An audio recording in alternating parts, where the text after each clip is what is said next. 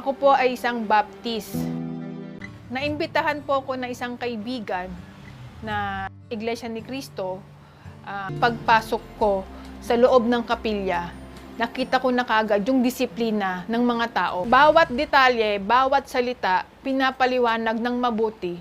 Patunayan ko pong mali lahat po ang mga paratang nila sa Iglesia ni Cristo. Dahil lahat po ng itinuturo sa loob ng Iglesia ni Cristo ay nakabatay po sa Biblia. Kaya yun po yung naging turning point ko para umanib sa loob ng Iglesia ni Cristo. Nung nakapakinig po ko ng mga aral sa loob ng Iglesia ni Cristo, nasaksihan ko po na lahat ng paninira sa Iglesia ni Cristo ay mali.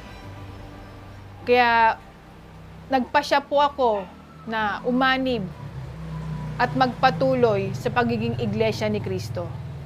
Sobrang saya po. Kasi sa wakas, sa dami ng pinagdaanan ko, iglesia na po ako. Dito ko po kasi matatagpuan yung kaligtasan na pinapangarap ko.